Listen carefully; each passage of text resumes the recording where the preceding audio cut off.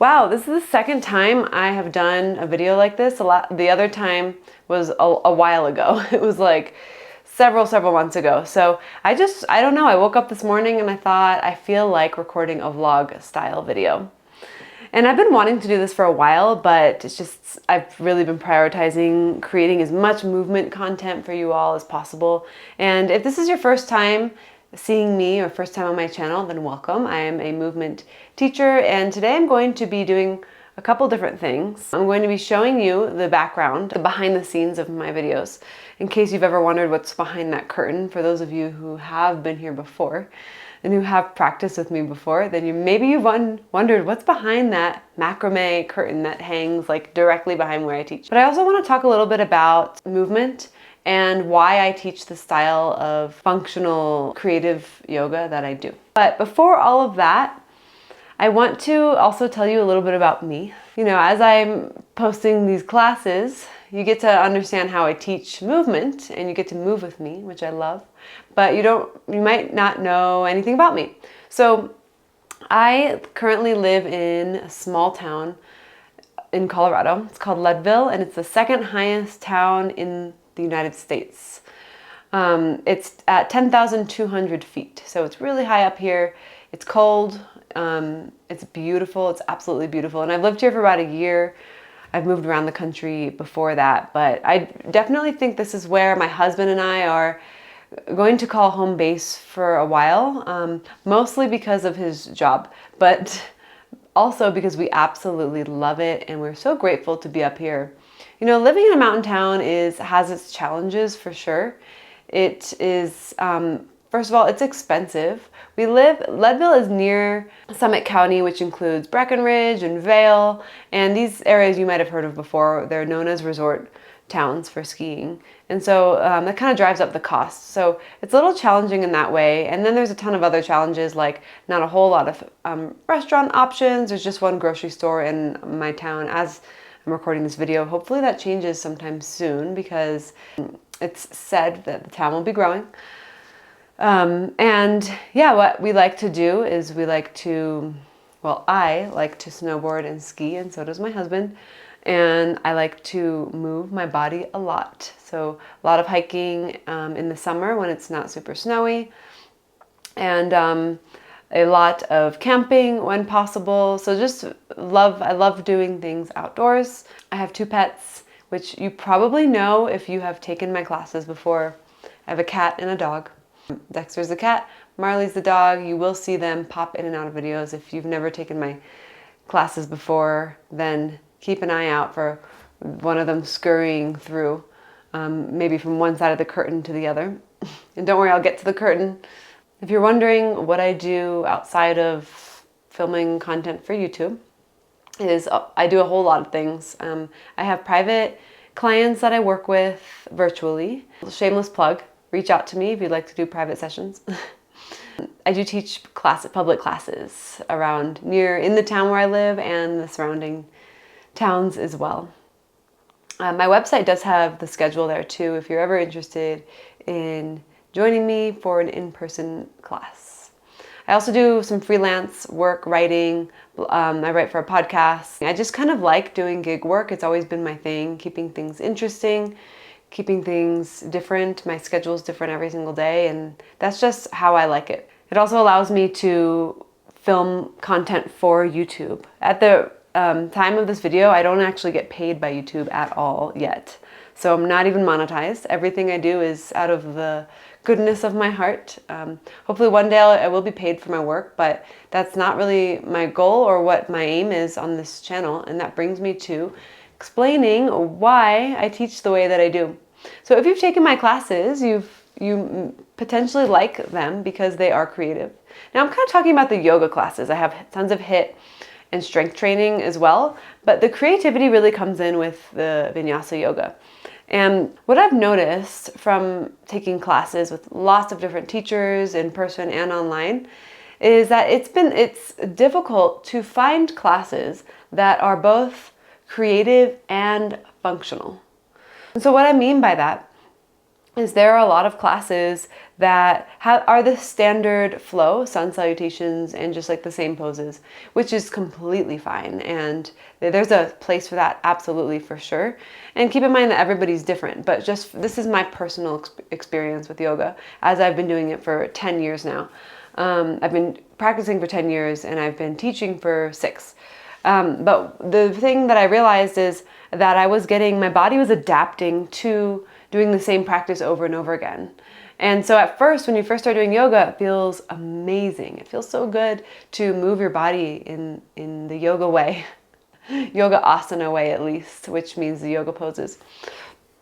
But then once your body adapts to it, the movement becomes too easy, for lack of a better word, where it's not physically challenging you anymore. And while it's still a great practice and a great mental practice, it's important. I really believe, for myself and for other people, that it's important for us to, once we start to adapt, to switch up our movement. And that's just, and maybe that's really not even an opinion. That's just fact that we need to find different ways to move so that our bodies can constantly be challenged. So that's where the creative yoga comes in. And you see a lot of teachers now, I practice with a lot of teachers on YouTube and other places who bring creativity into their vinyasa flows.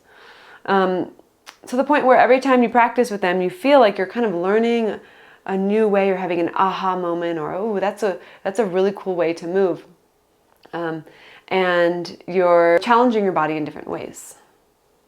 However, there are yoga classes that are, in my opinion, too creative.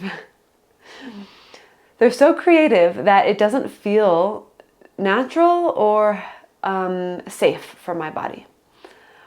Either that, or it's not challenging enough for my strength. And because strength is as equally as important, if not more, than flexibility in yoga. Yoga is not all about flexibility. It's a lot about stability and strength. And if we only do a practice that increases our flexibility, then there's a lot of danger, for lack of a better word, that you are putting yourself in, because the muscles don't need to be lengthened to their extreme, and they shouldn't be. We need to have that 50-50 mobility and strength. So I won't even say flexibility, mobility and strength.